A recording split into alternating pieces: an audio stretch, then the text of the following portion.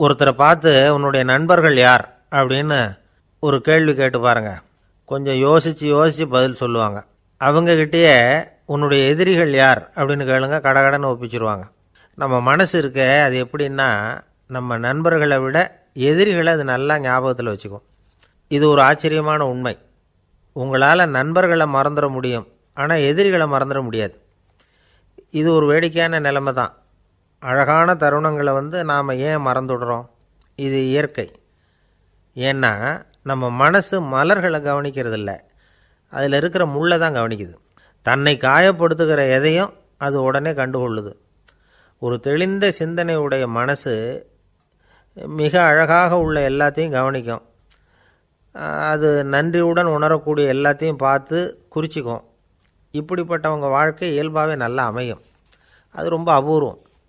மனசில் உள்ள ஒரு சிறிய அமைப்பை மாற்றுவதை பொறுத்து தான் இந்த விஷயம் அப்படிங்கிறார் ஓஷோ. ஒரு யூத கோவில் இருந்து தான், அது யூதர்களின் மடமாகவும் இருந்தது.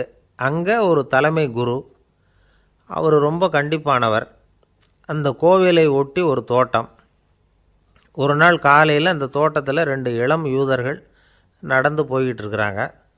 காலையில் 1 மணி நேரம், மாலையில் 1 மணி நேரம் அவங்க அந்த தோட்டத்தில் நடக்கிறதுக்கு அனுமதி உண்டு.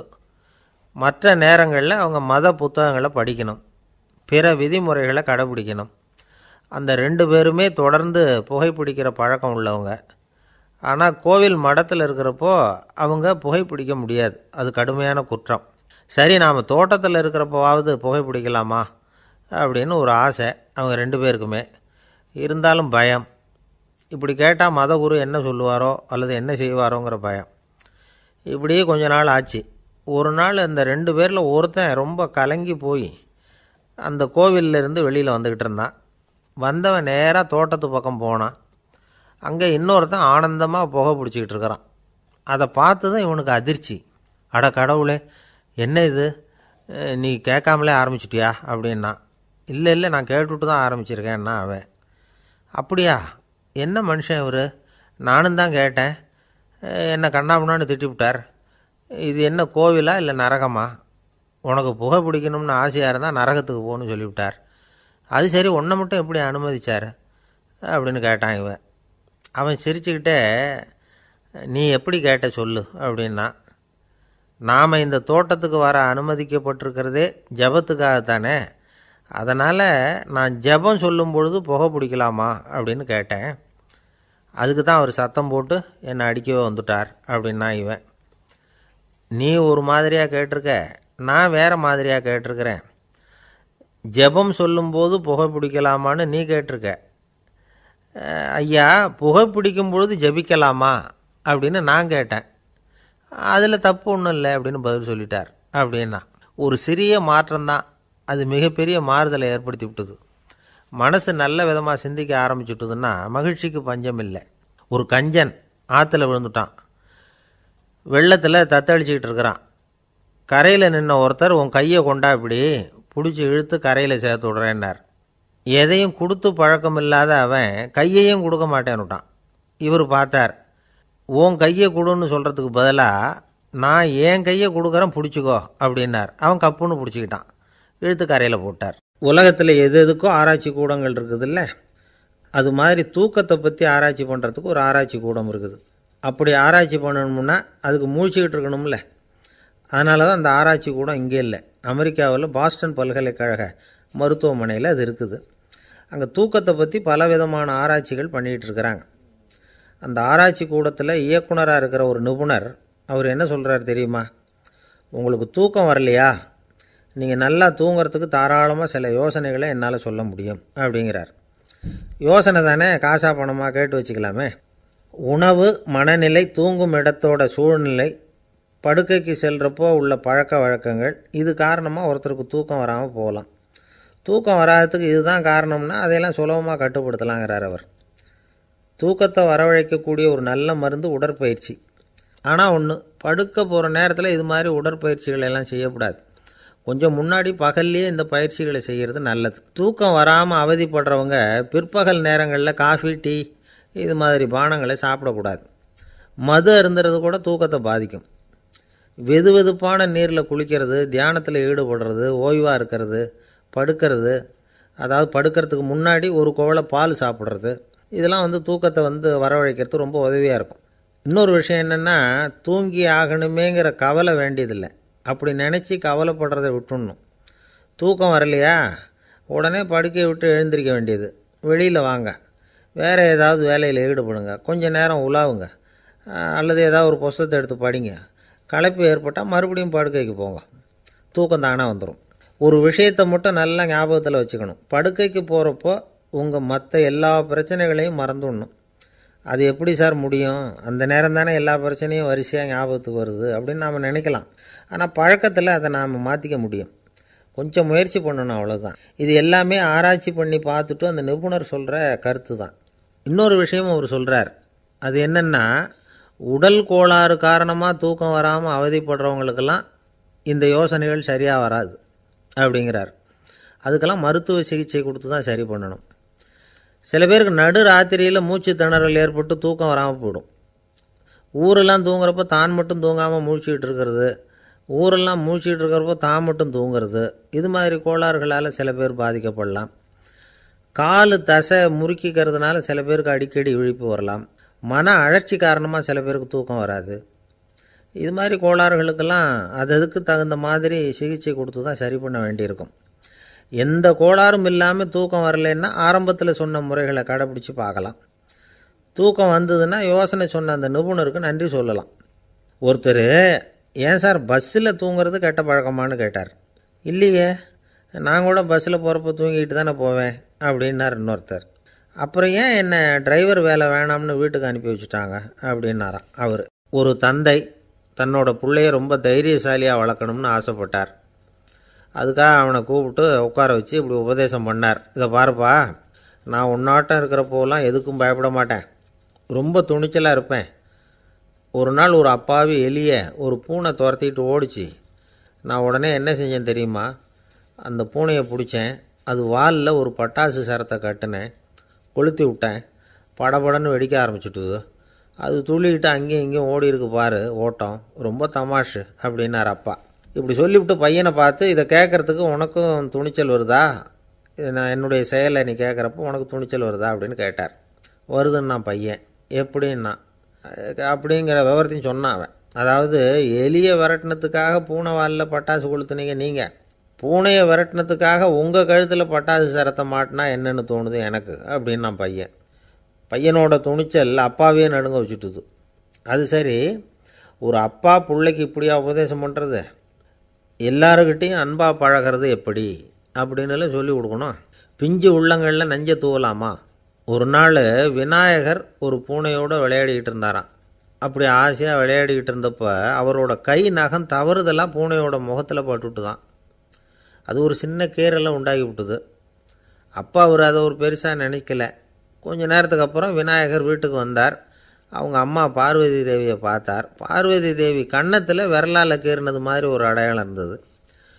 விநாயகருக்கு அதிர்ச்சி, ஆச்சரியம்.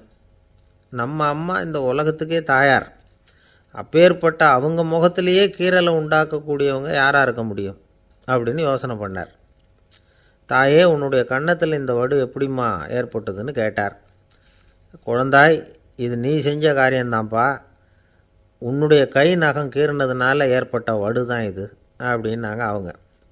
விநாயகர் திடுக்கிட்டு போட்டார். எப்படிம்மா அது? நான் எந்த காலத்துலேயும் ஒன்று அப்படி கீறினதாக எனக்கு நினைவு இல்லையே அப்படின்னார். இன்னைக்கு காலையில் ஒரு பூனையை கீறினதை நீ மறந்துட்டியா அப்படின்னாங்க அந்த அம்மா. விநாயகர் திகைச்சு போய் நின்னார். பார்வதி தேவி சொன்னாங்க, இதை பாருப்பா, இந்த உலகத்தில் இருக்கக்கூடிய எல்லா உயிர்கள்லேயும் நான் இருக்கிறேன், நான் தான் இந்த உலகமாக ஆகியிருக்கிறேன். ஆகையினால நீ யாரை துன்புறுத்தினாலும் அது உண்மையிலேயே என்ன துன்புறுத்தினதாக தான் முடியும் அப்படின்னாங்க. விநாயகர் மனசுக்குள்ளே ஒரு வெளிச்சம் ஏற்பட்டு தான். அதுக்கப்புறம் அவர் யாரையுமே கல்யாணம் பண்ணிக்காததுக்கு அதுதான் காரணமாக. இந்த உலகத்தில் எல்லாரையும், இங்கே இருக்கிற எல்லாத்தையும் தாயின் வடிவமாக அவர் பார்க்க ஆரம்பிச்சிட்டாராம். குருதேவர் ராமகிருஷ்ணர் இந்த கதையை எடுத்து சொல்லியிருக்கிறார். நபிகள் நாயகம் ஒரு தடவை ஒரு நாற்காலியில் உட்காந்து என்னமோ யோசனை பண்ணிகிட்டு இருந்திருக்கிறார். அப்போ அவரோட உடையில் ஒரு கீழ்ப்பகுதி தரையில் படிஞ்சு கிடந்திருக்குது. அங்கே விளையாடிக்கிட்டு இருந்த ஒரு பூனை அது மேலே வந்து படுத்து தூங்கி போச்சு. தொழுகை செய்ய வேண்டிய நேரம் வந்துட்டது. நபிகள் நாயகம் எழுந்திருக்க பார்த்தார். அப்போ தான் பூனை தன்னோட உடை மேலே படுத்து தூங்கிட்டு இருக்கிறது கண்ணில் படுது. பூனையோட தூக்கத்தை கலைக்க விரும்பல அவர். தன்னுடைய சகோதரியை கூப்பிட்டார். ஒரு கத்திரிக்கோல் எடுத்துகிட்டு வர சொன்னார். பூனை படுத்திருந்த உடைப்பகுதி மட்டும் இருக்குல்ல, அதை மட்டும் அதோட கத்திரிச்சு விட்டுட்டு அதுக்கப்புறம் அவர் எழுந்திரிச்சு தொழுகைக்கு போனாராம். அதாவது பிற உயிர்கள்கிட்ட எப்படி அன்பு காட்டணுங்கிறத பெரியவங்க எவ்வளவோ விதத்தில் நமக்கு எடுத்து காட்டியிருக்கிறாங்க. இருந்தாலும் எத்தனை பேர் மனசில் அதெல்லாம் உரைச்சிருக்குது. நாமளும் நம்ம ட்ரெஸ்ஸு மேலே ஒரு பூனை படுத்திருந்தா ஒரு கத்திரிக்கோலை தான் தேடுவோம், எடுத்துக்கிட்டு வர சொல்லுவோம். துணியை வெட்டுறதுக்கு பதிலாக இல்லை அதோட வாழை வெட்டினா என்ன அப்படின்னு தோணும். ஒரு ஆள் ரொம்ப பிரியமாக ஒரு பூனையை ஆற்றுல குளிப்பாட்டிக்கிட்டு இருந்தானா. எப்படி? அந்த பூனையை ஆற்று தண்ணியில் அமுக்கி அமுக்கி குளிப்பாட்டிக்கிட்டு இருக்கிறான். அந்த வழியாக போன பெரியவர் ஒருத்தர் இதை பார்த்தார். இதை பார்ப்பா, பூனையை அது மாதிரி ஆற்று தண்ணியில் அமுக்கி குளிப்பாட்டாத, மூச்சு திணறி செத்து போடும் அப்படின்னு அட்வைஸ் பண்ணார். நீ போய் அவன் வேலையை பார்த்துக்கிட்டு, எனக்கு எல்லாம் தெரியும்னா இவன். சரின்னு அவர் போயிட்டார். கொஞ்ச நேரம் கழித்து அவரே அந்த வழியாக திரும்பி வந்துக்கிட்டு இருந்தார். ஆற்றுல பூனையை குளிப்பாட்டிக்கிட்டு இருந்தவன் அழுதுகிட்டு உட்காந்துருக்கிறான். பக்கத்தில் அந்த பூனை செத்து கிடக்குது. இதை பார்த்தார் பெரியவர். நான் தான் அப்போவே சொன்னேனே அந்த பூனையை ஆற்றுல நினைக்காதேன்னு, அதை கேட்டிருந்தா அப்படி ஆயிருக்குமா அப்படின்னார். அந்த ஆள் கோபமாக இவரை முறைச்சி பார்த்தான். அட போய்யா, இந்த பூனை ஆற்றுல குளித்ததுனால ஒன்றும் செத்து போகல, குளித்ததுக்கப்புறம் அதோட உடம்பு ஈரமாக இருக்குதுன்னு அதை புழிஞ்சேன், அதனால தான் இப்படி ஆயிட்டுது அப்படின்னு நானா. ஏங்க எங்கே போயிட்டு வரீங்க அப்படின்னு கேட்டேன். எனக்கு வேண்டப்பட்ட ஒருத்தரை பார்த்து. ஆஸ்பத்திரிக்குன்னார். எந்த ஆஸ்பத்திரிக்குன்னே? மாட்டு ஆஸ்பத்திரிக்குன்னார். என்ன விஷயம்னே? மாமனாருக்கு உடம்பு சரியில்லை, அதுதான் மாட்டு ஆஸ்பத்திரிக்கு போயிட்டு வரேன்னார். அட பாவி, அதுக்கு அந்த ஆஸ்பத்திரிக்காக போவாங்க அப்படின்னு ஆச்சரியமா. அட அது இல்லைப்பா, முதல்ல எங்கள் குடும்ப டாக்டர் தான் தேடிக்கிட்டு போனேன். அவர் அந்த நேரத்தில் அவர் வளர்க்குற நாய்க்குட்டிக்கு உடம்பு சரியில்லைன்னு சொல்லி அதை தூக்கிக்கிட்டு மாட்டு ஆஸ்பத்திரிக்கு போயிட்டாராம் சொன்னாங்க. அதனால் அங்கே போய் அவரை சந்தித்து விஷயத்தை சொல்லிவிட்டு வர்றேன்னார். அப்புறம் தான் எனக்கு கொஞ்சம் நிம்மதியாக இருந்தது. பொதுவாக நமக்கு தெரிஞ்ச வரையில் டாக்டர்கள் 2 வகை. நமக்கு வைத்தியம் பண்ணுற டாக்டர்கள் ஒரு வகை, நம்மக்கிட்ட இருக்கிற ஆடு மாடு கோழிக்கு வைத்தியம் பண்ணுற டாக்டர்கள் ஒரு வகை. இப்போ தான் எனக்கு தெரியும் இன்னொரு வகையான டாக்டர்களும் உண்டுங்கிறது. அது யாருன்னா பூச்சிகளுக்கு வைத்தியம் பண்ணுற டாக்டர்கள், அதாவது பூச்சி டாக்டர்கள். வெளிநாடுகளில் அப்படிலாம் கூட சில பேர் இருக்கிறாங்க. பிரிட்டனில் யார்க்ஷயர் வட்டாரத்தில் ராதர்ஹாம் அப்படின்னு ஒரு ஊர். அங்கே ஒரு விலங்கியல் மருத்துவர், பேர் டாக்டர் லான்ஸ் ஜெப்சன். அவர் ஆஸ்பத்திரி வாசலில் பார்த்தீங்கன்னா தினமும் நிறைய பேர் நின்றுக்கிட்டு இருப்பாங்க. கையில் கண்ணாடி குடுவை, தகர டப்பா இப்படி ஏதாவது இருக்கும். அதுக்குள்ளே ஏதாவது பூச்சிகள் இருக்கும். அதுக்கு வைத்தியம் பண்ணுறதுக்காக வந்தவங்க தான் அவங்கெல்லாம். சிலந்தி பூச்சி, பல்லி, தேளு, பாம்பு இப்படி ஏதாவது இருக்கும்.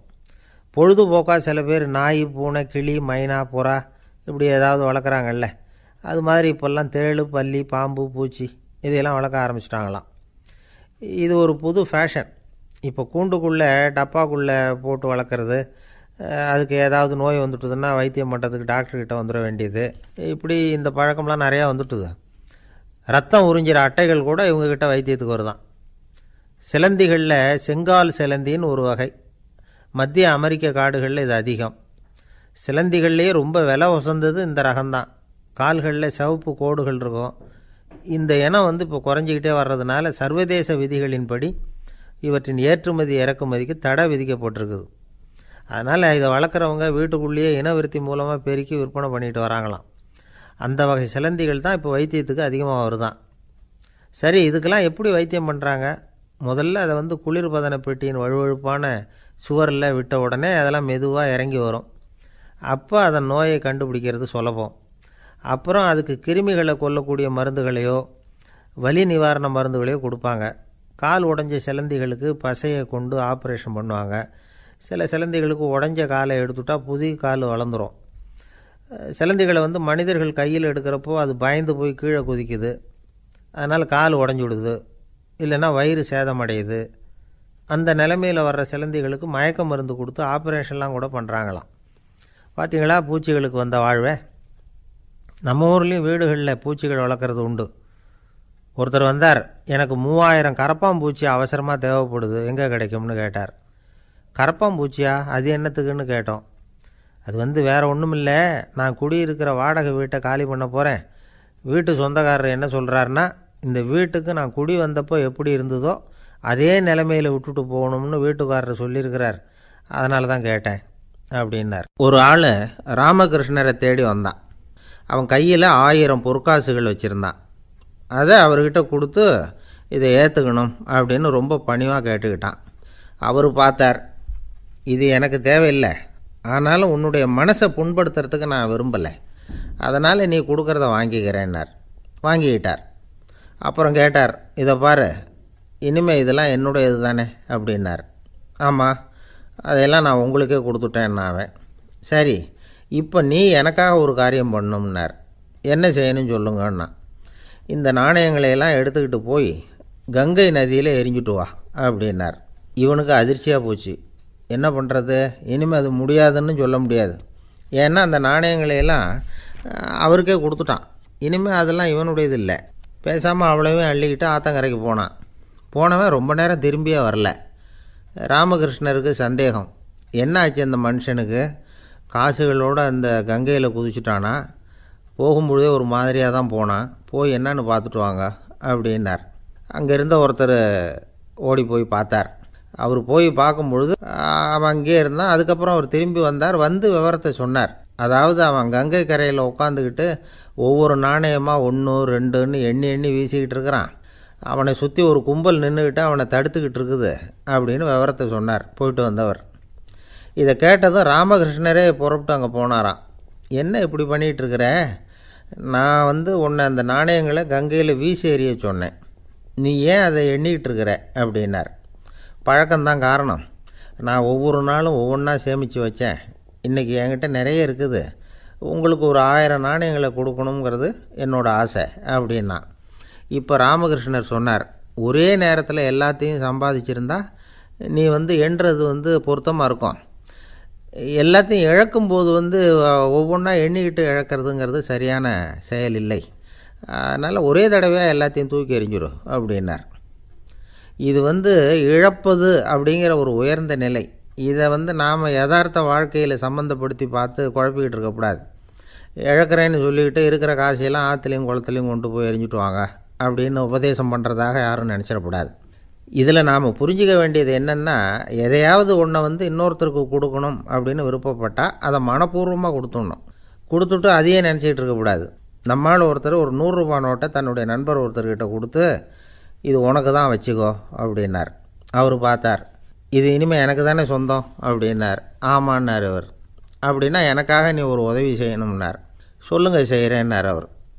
இந்த 100 ரூபா நோட்டை தீ வச்சு கொளுத்தி விடுன்னார். இவர் அதிர்ச்சியாகி அவரை பார்த்தார். இப்போ அவர் சொன்னார், நீ எனக்கு அன்பாக கொடுத்தது இது, இந்த நோட்டு கள்ள நோட்டுங்கிறது எனக்கு முன்னாடியே தெரியும், சீக்கிரம் கொளுத்தி விடு, அதுதான் நம்ம 2 பேருக்குமே நல்லது அப்படின்னாராம் அவர். பிரம்மத்தை அறிந்தவன் பிரம்மமாகிறான் அப்படின்னு ஒரு பெரியவர் பேசினார் ஒரு கோவிலில். தைத்திரிய உபனிஷத்து அப்படி சொல்லுதான்.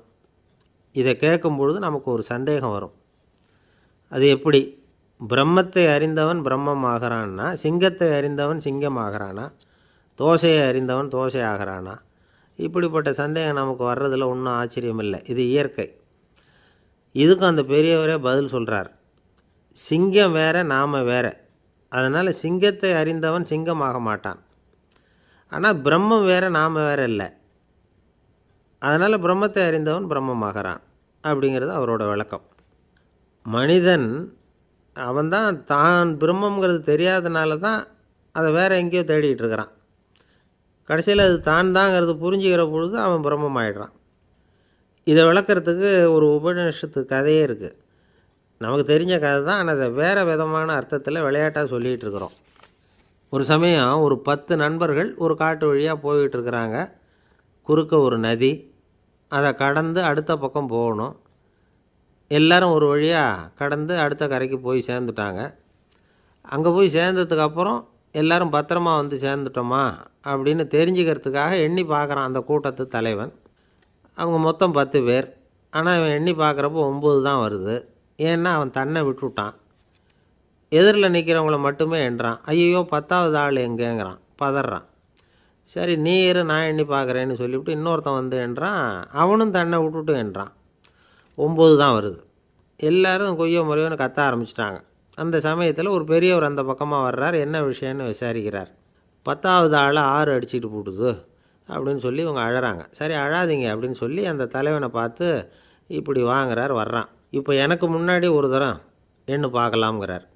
1 2 3ன்னு ஆரம்பித்து 9ல் வந்து முடிக்கிறான். உடனே பெரியவர் நீ தான் அந்த 10வது ஆள் அப்படிங்கிறார். இது உண்மை. நாம் தான் நம்மளை வேறு எங்கேயோ தேடிகிட்டு இருக்கிறோம். நாம் எங்கேயோ தேடிகிட்டு இருக்கிறோமே அந்த பிரம்மம் நாம் தான். இப்படி ஒரு பெரிய உண்மையை விளக்கிறதுக்காக தான் அப்படி ஒரு கதை சொல்லப்பட்டது. ஆனால் அதை வந்து நாம் வேறு விதமாக வேடிக்கையாக உபயோகப்படுத்திக்கிட்டு இருக்கிறோம். எப்படி தெரியுமா? ஒரு ஆத்தங்கரையில் ஒரு 10 பேர் முழிச்சுக்கிட்டே நின்றுக்கிட்டு இருந்தாங்களாம். அந்த பக்கமாக வந்த ஒருத்தன் ஏன் இப்படி முழிச்சுக்கிட்டு நிற்கிறீங்கன்னு கேட்டிருக்கிறான். எங்களுக்கு நீச்சல் தெரியாது, நாங்கள்லாம் அடுத்த கரைக்கு போய் சேரணும் அப்படின்னு நாங்களாம். சரி நான் கொண்டுட்டு போய் விடுறேன். எல்லாரும் அக்கறைக்கு போய் சேர்ந்த உடனே ஆளுக்கு ₹1 வீதமாக மொத்தம் ₹10 எனக்கு கொடுக்கணும் அப்படின்ட்டுருக்கான் இவன். சரின்னு ஒத்துக்கிட்டாங்க. இவன் ஒவ்வொருத்தராக கையை பிடிச்சி மெதுவாக ஆற்றுல இறக்கி அழைச்சிட்டு போயிட்டான். 9 பேரை கரை சேர்த்துட்டான். 10வது ஆள் பாதி ஆற்றுல போயிட்டு இருக்கிறப்போ திடீர்னு வெள்ளம் வந்துட்டுது. புடி நழுவி போச்சு. கையை விட்டுட்டான். வெள்ளம் அடிச்சிட்டு போட்டுது. அழைச்சிட்டு வந்தவன் நீச்சல் அடித்து தடுமாறி கரைக்கு வந்து சேர்ந்துட்டான். கரையில் இருந்தவங்களுக்கு இந்த விஷயம் தெரியாது. இருந்தாலும் இவன் உடம்பு பூரா நனைஞ்சி கொஞ்சம் அதிகமாக மூச்சு வாங்க நின்றுக்கிட்டு இருந்தானா, ஏன் இப்படி மூச்சு வாங்குது, என்ன விஷயம் அப்படின்னு கேட்டாங்களாம். அதுக்கு இவன் கொஞ்சமாக அலட்டிக்காமல் சொன்னானா, வேறு ஒன்றும் இல்லை, நீங்கள் கொடுக்க வேண்டிய ₹10 ₹1 குறைஞ்சி போச்சு அவ்வளவுதான் அப்படின்னானா. அந்த காலத்தில் அண்ணாமலை ரெட்டியார்னு ஒருத்தர் இருந்தார். அவர் வெங்கனூர் அப்படிங்கிற கிராமத்தில் இருந்தார். அங்கேருந்து விருத்தாசலம் கோவிலுக்கு தவறாமல் போயிட்டு வந்துக்கிட்டு இருந்தார். இடையில் வெள்ளாறு. அதில் ஒரு சமயம் வெள்ளம் வந்துட்டுது. இவரால் போக முடியல. அதோட விளைவு வெங்கனூர்லேயே ஒரு கோவில் கட்டணும் அப்படின்னு முடிவு பண்ணார், சிவாலயம். அந்த சமயத்தில் வடநாட்டில் பஞ்சம். அதனால் அங்கே இருந்த பல சிற்பிகள் தென்னாட்டை நோக்கி வர ஆரம்பித்தாங்க. அவங்க வெங்கனூர் வழியாக வர்றது தெரிஞ்சதும் இவர் போய் பார்த்தார். இங்கே ஒரு கோவில் கட்டணும், அதுக்கு நீங்கள் உதவணும்னார். பஞ்ச காலத்தில் இப்படி ஒரு வாய்ப்பு கிடைச்சதில் அவங்களுக்கும் ரொம்ப மகிழ்ச்சி. உற்சாகத்தோடு ஒத்துக்கிட்டாங்க. ஆலய திருப்பணி ஆரம்பமாச்சு. அவங்களுக்கு வேண்டிய எல்லா வசதிகளையும் இவர் செஞ்சு கொடுத்தார். அவங்களுக்கு எந்த குறையும் இல்லாமல் பார்த்துக்கிட்டார். அது மட்டும் இல்லை, ஒவ்வொரு நாளும் அங்கே வருவார். உங்களுக்கு என்ன வேணும் எது வேணும்னு கேட்பார். ஏதாவது குறை இருந்தால் சொல்லுவாங்க, உடனே தீர்த்து வைப்பார். இவரும் கேட்பார், எந்த குறையாக இருந்தாலும் என்கிட்ட சொல்லுங்க அப்படின்னு சொல்லுவார். அதை தவிர இவராகவே கவனித்தும் அவங்களுக்கு என்னென்ன தேவைங்கிறத கண்டுபிடிச்சி அதையெல்லாம் வந்து கொடுத்துக்கிட்டு இருப்பார். என்ன தேவைன்னாலும் அதை நிறைவேற்றி வச்சுருவார். அந்த சிற்பிகளின் தலைவன் ஒருத்தன், அந்த ஆளுக்கு வெத்தலை பாக்கு போடுறது பழக்கம். இதை தெரிஞ்சுக்கிட்டு அதுக்காகவே ஒரு ஆளை வந்து ஏற்பாடு பண்ணார். வேணுங்கிறப்போலாம் நீ வந்து வெத்தலை சிவல் மடித்து கொடுக்க வேண்டியது உன் வேலை அப்படின்னு ஒருத்தனை ஏற்பாடு பண்ணிட்டார். இப்படியெல்லாம் செஞ்சதும் அவங்களுக்கும் ரொம்ப உற்சாகம். ரொம்ப பொறுப்பாக சிற்ப வேலைகளை செஞ்சுக்கிட்டு இருக்கிறாங்க. ஒரு நாள் என்னாச்சு தெரியுமா? அந்த சிற்பிகளின் தலைவன் ரொம்ப நுணுக்கமாக ஒரு வேலையை செஞ்சுக்கிட்டு இருக்கிறான். சாரம் போட்டு அது மேலே படுத்துக்கிட்டு அண்ணாந்து பார்த்து உச்சியில் நுணுக்கமான சிற்பங்களை உருவாக்கிக்கிட்டு இருக்கான். சிற்பியின் கவனம் செதறப்படாதுங்கிறதுனால இவர் மெதுவாக சத்தம் போடாமல் கிட்ட போய் நின்று அதை கவனிச்சிக்கிட்டு இருக்கிறார். அந்த சிற்பி வழக்கம் போல் வெத்தலை பாக்குக்காக இடது கையை கீழே நீட்டினான். அந்த சமயம் பார்த்து அவருக்கு தாம்பூலம் கொடுக்குறவன் அங்கே இல்லை, எங்கேயோ போயிருக்கிறான். அண்ணாமலை ரெட்டியார் என்ன பண்ணார் தெரியுமா? தனக்காக கொடுக்கப்பட்ட தாம்பூலத்தை வாங்கி சிற்பியின் கையில் கொடுக்குறார். அவன் வாங்கி போட்டுக்கிட்டான். இது என்ன இன்னைக்கு வெத்தலை சீவல் வேறு மாதிரி இருக்குது, வாசனை தாம்பூலமாக இருக்குது அப்படின்னு யோசனை பண்ணிவிட்டு கீழே திரும்பி பார்க்குறார். பார்த்தா ரெட்டியார் மறுபடியும் சிற்பி கை நீட்டும் பொழுது கொடுக்கறதுக்காக தாம்பூலத்தை மடித்து வாங்கி வச்சுக்கிட்டு தயாராக நிற்கிறார். சிற்பிக்கு அதிர்ச்சி. உடனே பொத்துன்னு கீழே குதிச்சான். ஐயா, என்ன இது நீங்களா அப்படின்னா. இவர் சொன்னார், நான் ஒன்றும் தப்பு பண்ணலையே, உன்னுடைய கை புண்ணியம் செஞ்ச கை, கோயில் கட்டுற கை, அந்த கைக்கு தாம்பூலம் கொடுக்கறதுல என்ன தப்பு அப்படின்னாராம். ஏற்கனவே பஞ்சத்தில் அடிபட்டு வந்த எங்களை நீங்கள் ஆதரித்ததே பெரிய விஷயம். இந்த செயல் என்னை ஒரு பெரிய கடனாளி ஆகிவிட்டுது. ஐயா, எங்களுக்கு உணவு உடை இதை மட்டும் நீங்கள் கொடுத்தா போதும், ஊதியம்னு எதுவும் வாங்க மாட்டோம் அப்படின்னு நானும். அந்த சிற்பி எவ்வளவோ வற்புறுத்தியும் எதுவும் வாங்கிக்கலையாம். இந்த செய்தியை தமிழ் தாத்தா டாக்டர் ஊவேசா சொல்லியிருக்கிறார். அந்த காலத்தில் எப்படிப்பட்டவங்கள்லாம் வாழ்ந்துருக்கிறாங்க பாருங்கள். இந்த காலத்தில் ஒருத்தர் கோவில் கட்டினார், வேலை செய்கிற எல்லாருக்கும் சாப்பாடு போடுவார், சிற்ப வேலை செஞ்சுட்டு சாப்பிட வர்ற ஒவ்வொருத்தர் கையையும் அன்பாக பிடிச்சி முத்தம் கொடுத்து உள்ளே அனுப்புவார். அந்த கைகளுக்கு நீங்கள் கொடுக்குற மரியாதையாது அப்படின்னு கேட்டாங்க. அடா அது இல்லைங்க, ஏற்கனவே முதல் பந்தியில் சாப்பிட வந்தவன் மறுபடியும் வர்றானான்னு கண்டுபிடிக்கிறதுக்காக கையை பிடிச்சி மோந்து பார்க்குறேன் அப்படின்னாராம் அவர். ஒருத்தர் அவசரமாக போய்கிட்டு இருந்தார். எங்கே போய்கிட்டு இருக்கீங்க அப்படின்னு கேட்டார் ஒரு பெரியவர். கடைக்கு போகிறேன் சார், சாமான் வாங்கிறதுக்கு அப்படின்னார். அங்கே போகிறதுக்கு முன்னாடி தெரிஞ்சிக்க வேண்டியதெல்லாம் தெரிஞ்சுக்கிட்டீங்களா அப்படின்னு கேட்டார் பெரியவர். கடைக்கு போய் காசை கொடுத்து ஒரு பொருளை வாங்கிட்டு வரப்போகிறோம், இதில் தெரிஞ்சிக்க வேண்டியது என்ன இருக்குது அப்படின்னார் அலட்சியமாக. இப்போ அந்த பெரியவர் பேச ஆரம்பித்தார். இந்த உலகத்தில் எந்த ஒரு செயலில் இறங்குறப்பவும் நாம் நல்லா ஆலோசனை பண்ண வேண்டிய விஷயம் 5 அப்படின்னார். உதாரணமாக, ஒருத்தன் கடைக்கு போய் ஏதோ ஒரு பொருளை வாங்கிட்டு வர போகிறான்னு வச்சுக்கங்களேன். அப்போ கூட அவன் 5 விஷயங்களை பற்றி தெரிஞ்சுக்க வேண்டியிருக்குது அப்படிங்கிறார் அவர். முதல்ல அந்த பொருள் எப்படிப்பட்டது அப்படிங்கிறத தெரிஞ்சுக்கணும். ரெண்டாவதாக தன்னை பற்றியும் தெரிஞ்சுக்கணும். அப்போ தான் அந்த பொருள் தனக்கு தேவையா இல்லையா அப்படிங்கிறத புரிஞ்சுக்க முடியும். மூணாவதாக தெரிஞ்சுக்க வேண்டியது ஒன்று இருக்குது. அது என்னென்னா, அந்த பொருளை அடையிறதுக்கு வழி என்ன அப்படிங்கிறத தெரிஞ்சுக்கணும். அதாவது எவ்வளவு பணம் கொடுத்தா அது கிடைக்கும், இது மாதிரியான விஷயங்கள். நாலாவதாக அந்த பொருளை அடையிறது மூலமாக நாம் அடையக்கூடிய பயன் என்ன அப்படிங்கிறதையும் உணரணும். அஞ்சாவது, அந்த பொருளை அடையிறதுல இருக்கக்கூடிய தடை எது அப்படிங்கிறதையும் நாம் தெரிஞ்சுக்கணும். பெரியவர் பேசுகிறது ஏதோ தத்துவம் மாதிரி தெரியுது இல்லையா? தத்துவம்தான். அதாவது இப்படி உலகியல் வாழ்க்கையில் சின்ன சின்ன விஷயங்கள்லேயே நாம் 5 விஷயங்களை தெரிஞ்சுக்க வேண்டியிருக்குது. அது ரொம்ப அவசியமாக இருக்குது. பேரின்ப நிலைன்னு சொல்கிறாங்கள்ல, அது மாதிரி பெரிய சமாச்சாரங்கள்லேயும் இந்த 5 விஷயங்களை நாம் தெரிஞ்சுக்க வேண்டியிருக்குது. அதுக்கு பேர் என்னன்னா அர்த்த பஞ்சகம். வைணவ சமயத்தில் அர்த்த பஞ்சகம்ங்கிறது ரொம்ப பெரிய விஷயம். கடைக்கு போகிறது மாதிரி கடவுளை பார்க்க போகிறப்பவும் நாம் 5 விஷயங்களை தெரிஞ்சுக்கணுமா.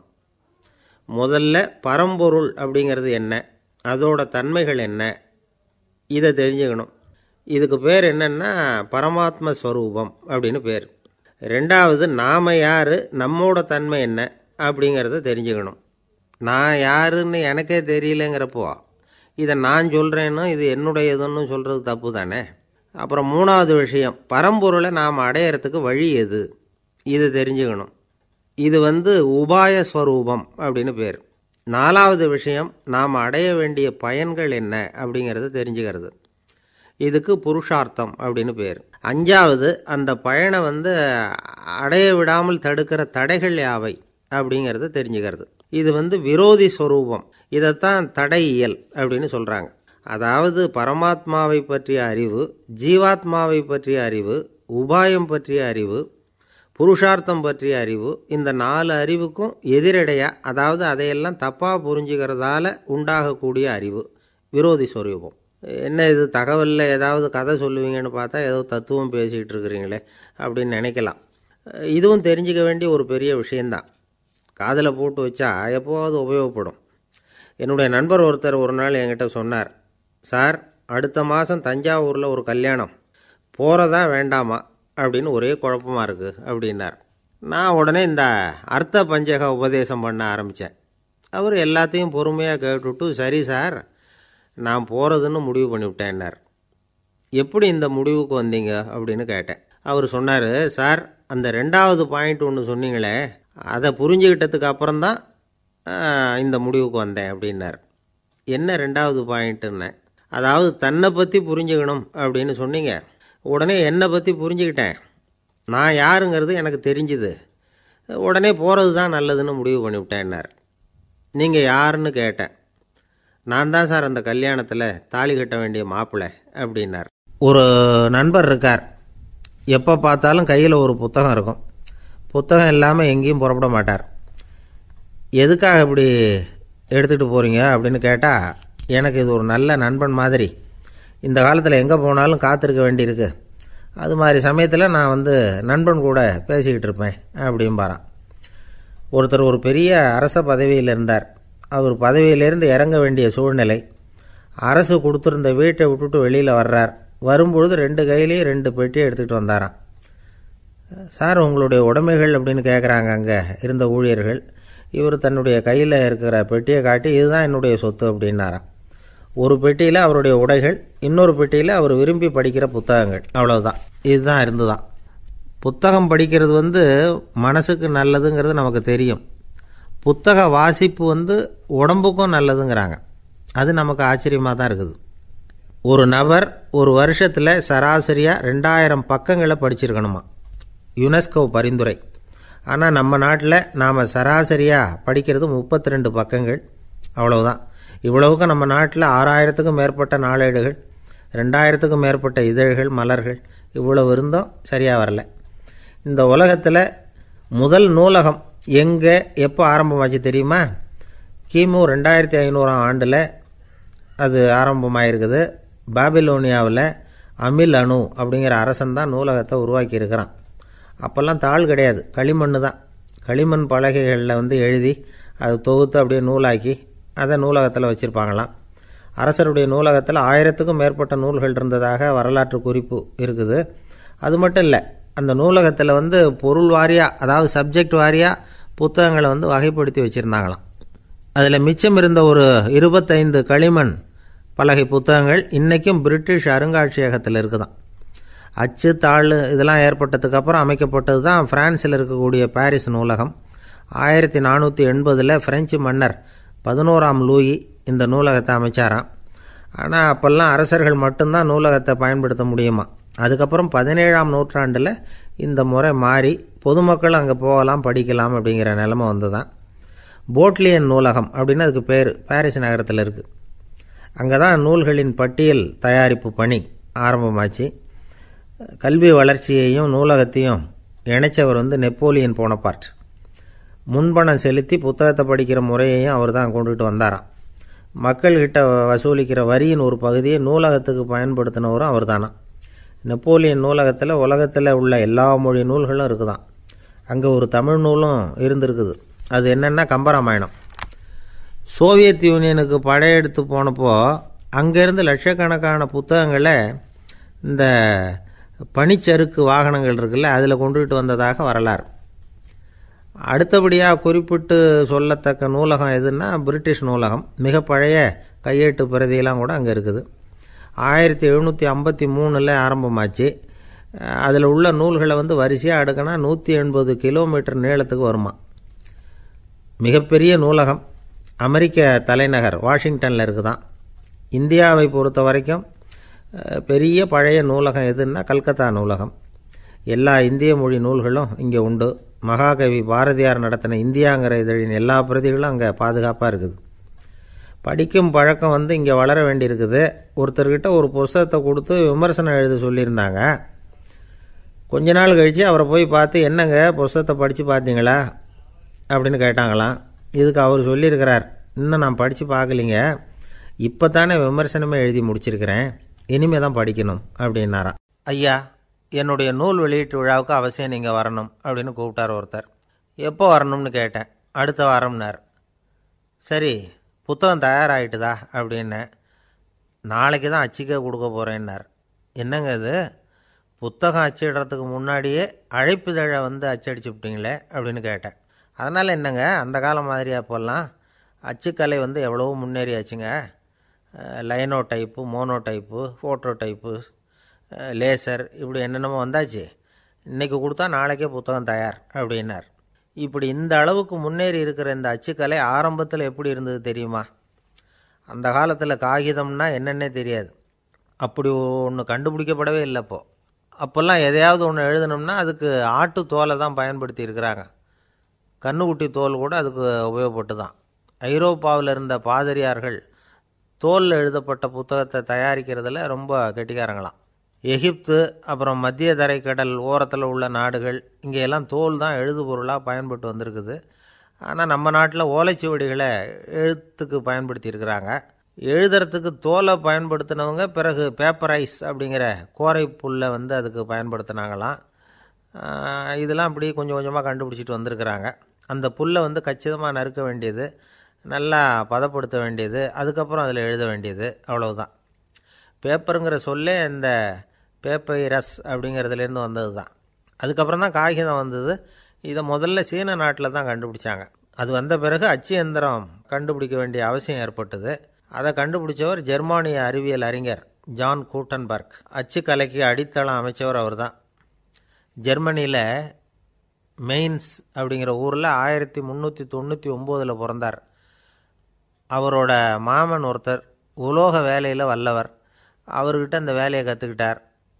அதோட வைர கற்களை பட்டை தீட்டுறதுலேயும் ரொம்ப தேர்ச்சி பெற்றிருந்தார். இளம் வயசுலேயே சும்மா இருக்க மாட்டாராம். எதை செஞ்சாலும் அதை திறமையாக செய்வாராம். அவர் தான் முதல்ல மர அச்சு எழுத்துக்களை உருவாக்கினார். அது மேலே மை தடவி பிரதிகள் எடுத்தார்.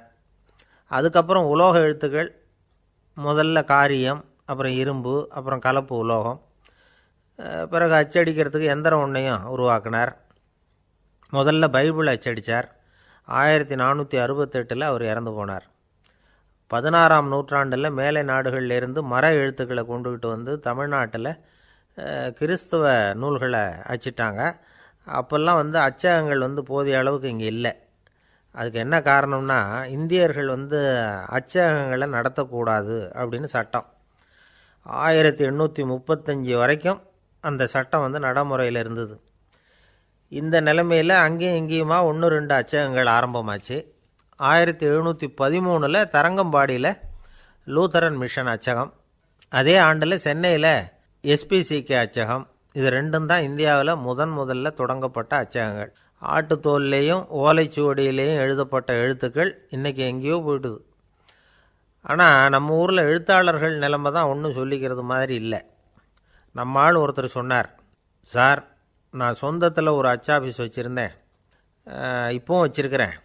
அதனால் என்னுடைய படைப்புகளை புத்தகமாக வெளியிடுறதில் எனக்கு ஒன்றும் கஷ்டம் இல்லை. வருஷத்துக்கு ஒரு புத்தகம் எழுதி வெளியிட்டுருவேன். 15 வருஷமாக இலக்கிய உலகத்துக்கு இப்படி சேவை செஞ்சுக்கிட்டு வர்றேன். ஆனால் இந்த வருஷம்தான் வாசகர்கள் எனக்கு பாராட்டு விழா நடத்தியிருக்கிறாங்க அப்படின்னார். இந்த வருஷம் அப்படி என்ன விசேஷம் அப்படின்னு கேட்டோம். இந்த வருஷம்தான் நான் எந்த புத்தகம் எழுதி வெளியிடாமல் இருந்தேன், அதுக்காகத்தான் எனக்கு இந்த பாராட்டு விழா அப்படின்னார். ஊருக்கு வெளியில் அமைதியான ஒரு இடம், அங்கே ஒரு ஆசிரமம், அங்கே ஒரு சாமியார். அவர் தினமும் நல்ல போதனைகள்லாம் செய்வார். பல பேர் போய் அங்கேயே சில நாள் தங்கி இருந்து அவர் சொல்கிற அறிவுரைகளை எல்லாம் கேட்டுக்கிட்டு வர்றது வழக்கம். ஒரு தடவை அவரை பார்த்துட்டு போகிறதுக்காக 3 வெளியூர் தம்பதிகள் வந்தாங்களாம். அந்த மடத்திலேயே சாப்பிட்டுக்கிட்டு தங்கி இருந்து அவங்களுடைய போதனைகளை கேட்டுக்கிட்டு போகணுங்கிறது அவங்க நோக்கம். காலையில் குளிச்சுட்டு பூஜையில் உட்காந்தார் அந்த சுவாமி. இவங்களும் குளிச்சுட்டு அந்த பூஜையை பார்க்குறதுக்காக அவர் முன்னாடி உட்காந்தாங்க. பூஜை ஆரம்பமாச்சு. சம்பிரதாயப்படி அது ரொம்ப நேரம் நடந்துக்கிட்டே இருக்குது. இவங்களுக்கு நல்ல பசி இருந்தாலும் இந்த நேரத்தில் அதை எப்படி வெளியில் காட்டிக்கிறது? பேசாமல் இருந்தாங்க. அந்த சுவாமி பூஜையை முடித்தார். அதுக்கப்புறம் பேச ஆரம்பித்தார். பேச்சு அருமையாக தான் இருந்தது, அமிர்தமாக தான் இருந்தது. இருந்தாலும் இவங்களுக்கு இருக்கிற வயிற்று பசி அது சரியாக கவனிக்க விடலை. அந்த சுவாமியே இதை கவனித்ததா தெரியல. இவங்களுக்கு மனசுக்குள்ளே ஒரு எண்ணம், உள்ளே சாப்பாடு தயாராகிட்டு இருக்கும் போல இருக்குது, இந்த பேச்சு முடிஞ்சது நம்மளை உள்ளே அழைச்சிட்டு போய் சாப்பாடு போடுவாங்கன்னு நினைக்கிறோம் அப்படின்னு இவங்களாம் நினச்சிக்கிட்டாங்க. ஆனால் சுவாமி இதை பற்றி எதுவுமே பேசலை, கண்டுக்கலை. ஒரு அம்மாவால் அதுக்கு மேலே சும்மா இருக்க முடியுமா? முடியல. சாப்பாட்டை கவனிக்கலாமா அப்படின்னு சொல்லி மெதுவாக ஆரம்பித்தாங்க. கவனிக்கலாமே அப்படின்னு உள்ளே அழைச்சிட்டு போனார் சுவாமி. இவங்க ரொம்ப அவசரமாக எழுந்திரிச்சு உள்ளே ஓடினாங்க. அங்கே ஒரு மேஜை மேலே ஒரு கிண்ணம் மூடி இருந்தது. இதுதான் சாப்பாட்டு மேஜை போல இருக்குது, இங்கே சாப்பாடு வந்துடும் அப்படின்னு நினச்சாங்க. உடனே போய் சுற்றி உட்காந்துக்கிட்டாங்க.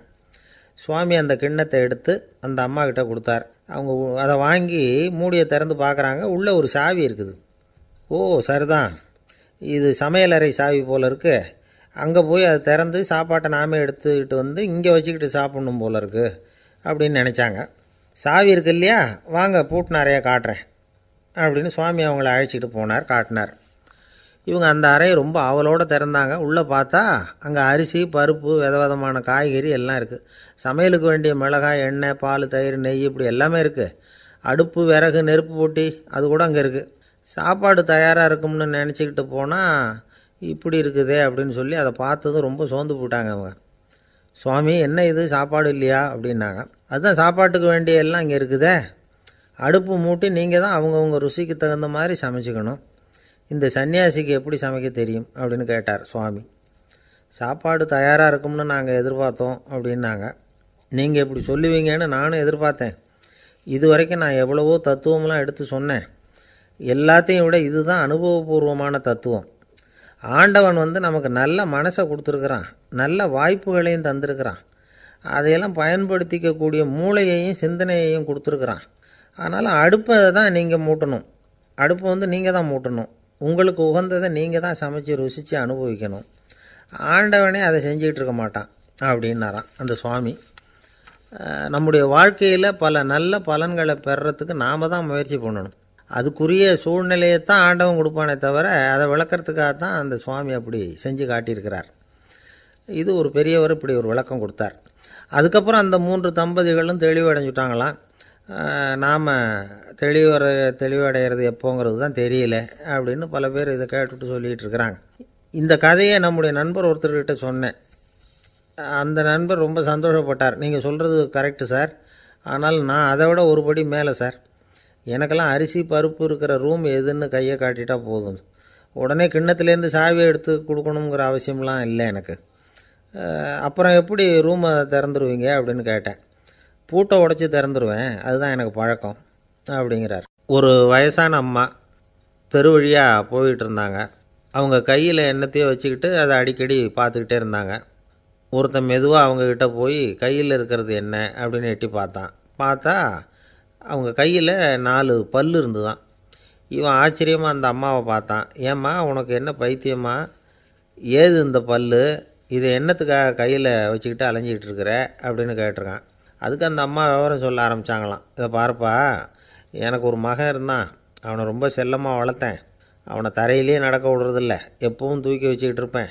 அவன் நல்லா பெரியவனாகி பள்ளிக்கூடம் போகிறப்ப கூட அவன் புஸ்தக மூட்டையை நான் தான் சுமந்துக்கிட்டு போவேன்.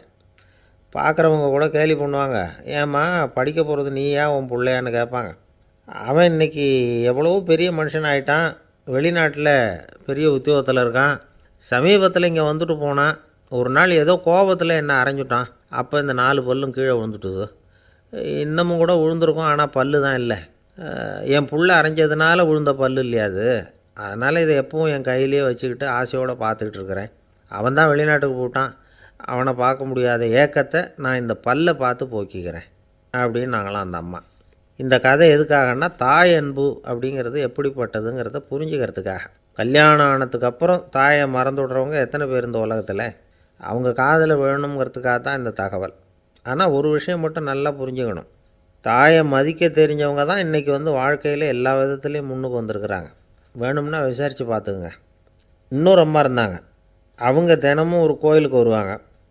சாமியை பார்த்து, கடவுளே நான் இறந்து போனால் நரகத்துக்கு போகணும் அப்படின்னு வேண்டிக்குவாங்களாம். எல்லோரும் சொர்க்கத்துக்கு போகணும்னு தானே கடவுள்கிட்ட வேண்டிக்குவாங்க. இந்த அம்மா தினம் நான் நரகத்துக்கு போகணும் அப்படின்னு வேண்டிக்கிறாங்க. அங்கேருந்து அர்ச்சகருக்கு இது சந்தேகம். ஒரு நாள் அதை நேரடியாகவே அவங்கக்கிட்ட கேட்டுவிட்டார். அதுக்கு அந்த அம்மா பதில் சொன்னாங்களாம், ஐயா எனக்கு கல்யாணம் ஆகி ரொம்ப நாள் வரைக்கும் குழந்தை பாக்கியம் இல்லாமல் இருந்தது. கோயில் குளம் எல்லாம் சுற்றி வந்தேன். ரொம்ப நாள் கழித்து ஒரு குழந்தை பிறந்தது, ஆண் குழந்தை. அவனை நான் ரொம்ப செல்லம் கொடுத்து வளர்த்தேன். அதோட விளைவு என்ன ஆச்சுன்னா, அவன் ரொம்ப மோசமாக ஆகிட்டான். கெட்ட பழக்க வழக்கம்லாம் கற்றுக்கிட்டான். அவன் இறந்து போனால் நிச்சயம் அவனுக்கு நரகம்தான் கிடைக்கும். அந்த அளவுக்கு கெட்டவன் அவன். அப்படிப்பட்ட காரியங்கள்லாம் பண்ணிகிட்ருக்கான், எனக்கு தெரியும். இவனுக்காக நரகத்தில் கூட யாரும் தயவு காட்ட மாட்டாங்க, தாட்சண்யம் காட்ட மாட்டாங்க. அதனால் இவனுக்கு முந்தி நான் இறந்து நரகத்துக்கு போயிட்டா அங்கே இவனை கவனிச்சிக்கலாமே, இவனுக்கு பணிவிடை செய்யலாமேன்னு பார்க்குறேன் அப்படின்னு நாங்களாம். அதனால தான் நான் நரகத்துக்கு போகணும்னு தினம் ஆண்டவனை வேண்டிகிட்டு இருக்கிறேன் அப்படின்னு கண்கலங்கி அந்த அம்மா சொன்னாங்களாம். அதுதான் தாய் உள்ளம்ங்கிறது. தாயின் பெருமையை சரியாக உணர்ந்துட்டா அவங்களுக்கு எப்பவும் எந்த கஷ்டமும் வராது. இது ஏதோ உபதேசத்துக்காக சொல்கிற வார்த்தை இல்லை, உண்மையான வார்த்தை. இந்த விவரத்தையெல்லாம் நண்பர் ஒருத்தர்கிட்ட சொல்லிக்கிட்டு இருந்தேன். அவர் கொஞ்ச நாள் கழித்து என்னை தேடி வந்தார். அவர் கையிலேயே 4 பல் வச்சுருந்தார். என்னங்க ஆச்சு, ஏதுங்க இந்த பல் அப்படின்னு விசாரித்தோம். உங்கள் உபதேசத்தை கேட்டுவிட்டு இந்த உலகத்தில் எல்லாரையும் தாயாக நினைக்க ஆரம்பிச்சிட்டேன். ஒரு அம்மாவை கடத்தரில் பார்த்து தாயேன்னு கூப்பிட்டேன். அவங்க உடனே பலார்னு என்னை அரைஞ்சிட்டாங்க, பல் விழுந்துட்டுது. அதை தான் பொறுக்கி எடுத்துக்கிட்டு நேராக உங்களை தேடி வந்துக்கிட்டு இருக்கிறேன்னார். தாயேன்னு தானே கூப்பிட்டீங்க, அதுக்கு ஏன் அரைஞ்சாங்க அப்படின்னு கேட்டோம்.